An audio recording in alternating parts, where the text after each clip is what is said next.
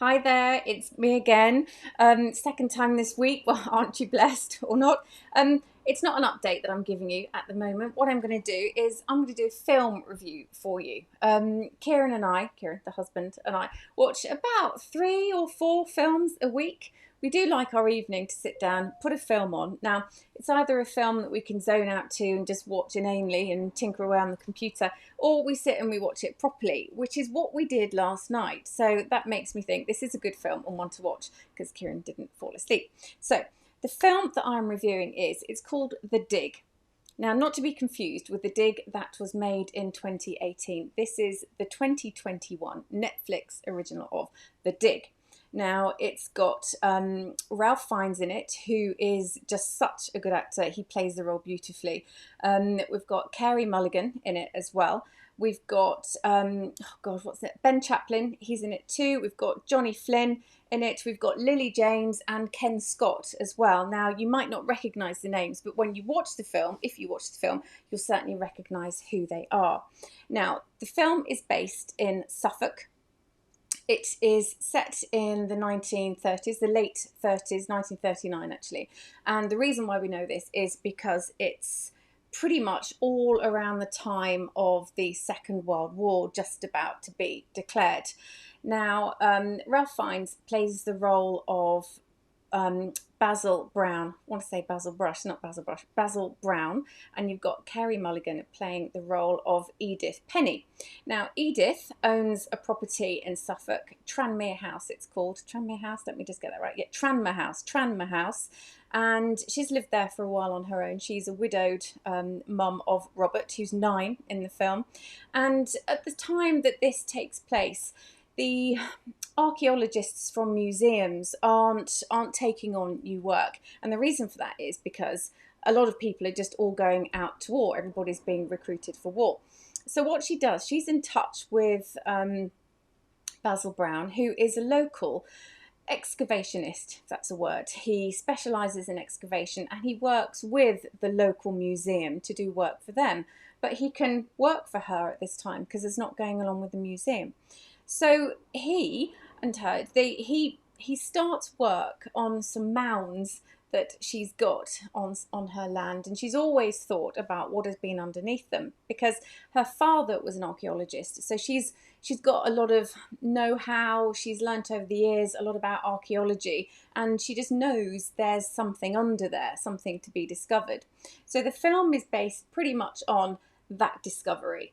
What we've got Mr. Brown discovering and how it takes shape into be something really quite phenomenal.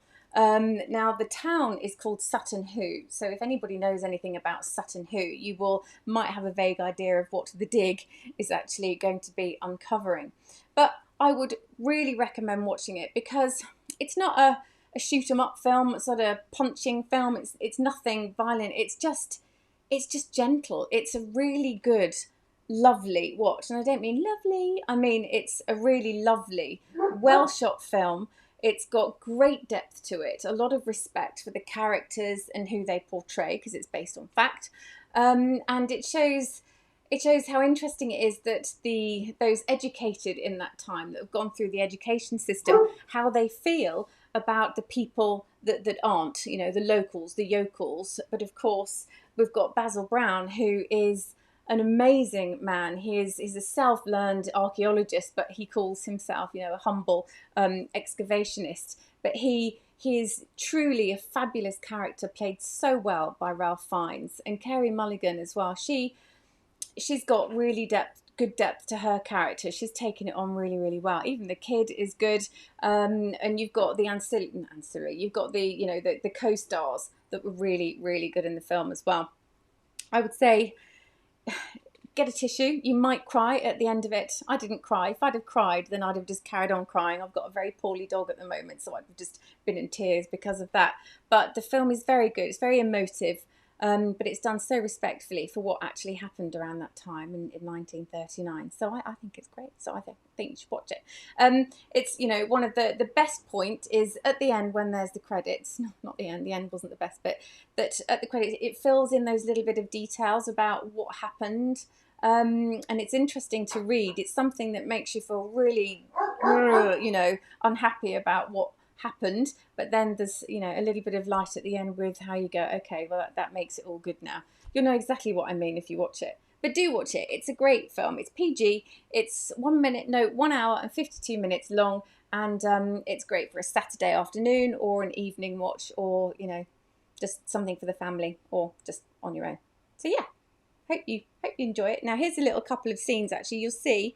Here's what we've got. We've got Carey Mulligan. Now you might recognise from the trailer what she looks like. I'll put the trailer on the Facebook feed. She's a real lovely there. And you've got here Ralph Fiennes, who looks particularly splendid. He just plays his role so well. You get a real empathy towards him.